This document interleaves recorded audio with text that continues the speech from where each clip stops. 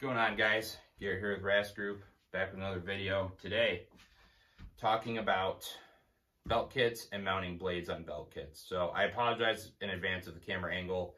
It's a little crooked on this video. I've been fighting with a tripod. I decided to quit fighting with a tripod. If you absolutely hate it, I understand. I'm not going to keep trying to film this video to fix all these minute details. I'm not a professional YouTuber. I do this just to put out information. I'm not gonna go through and fix every little thing. So I apologize in advance.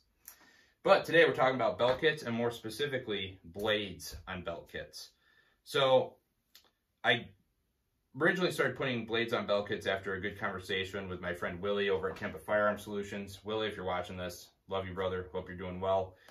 And ever since that conversation, I put knives on every belt kit I have.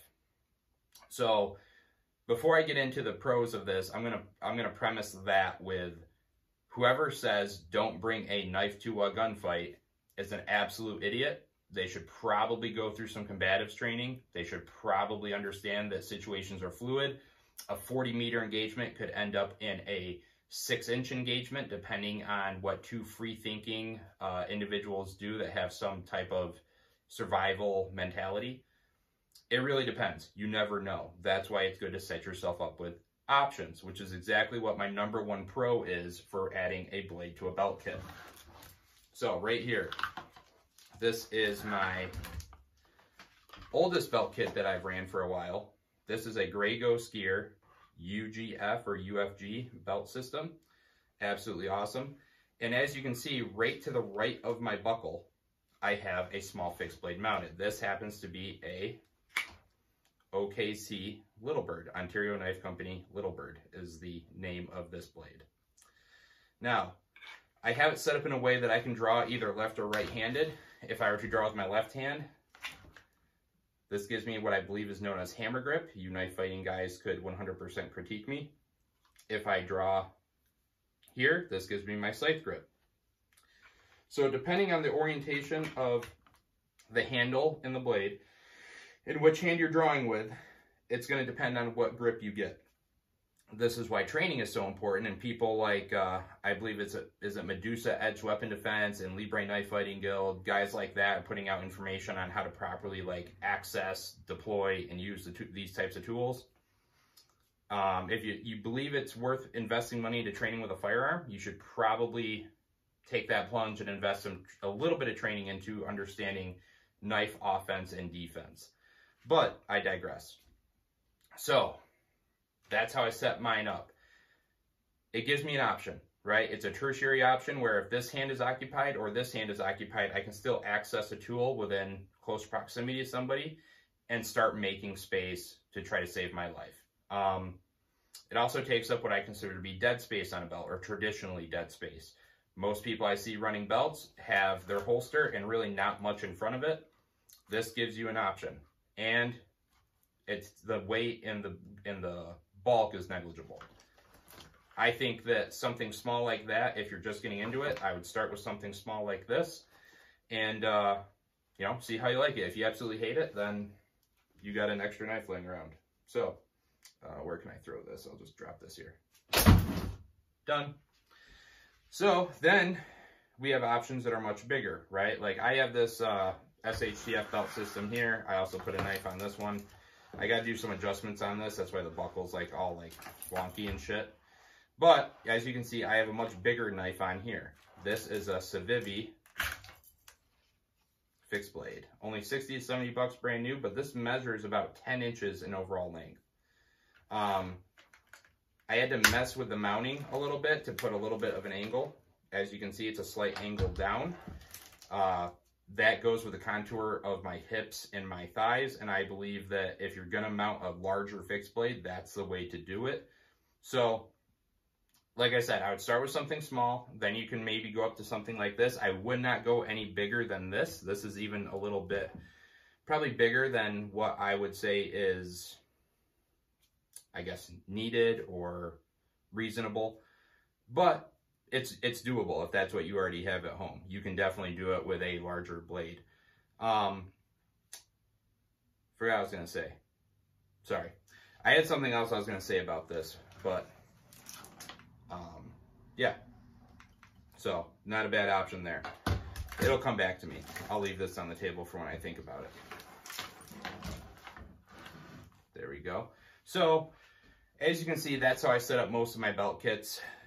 I like having the idea of this ambidextrous accessibility. However, if I'm running a more kind of catered belt system, such as my main Blue Alpha gear setup here, in this case, I run the blade at my 6 o'clock position, handle oriented towards my non-dominant hand.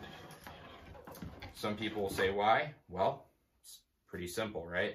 I would say if this hand has the ability to access my pistol, right?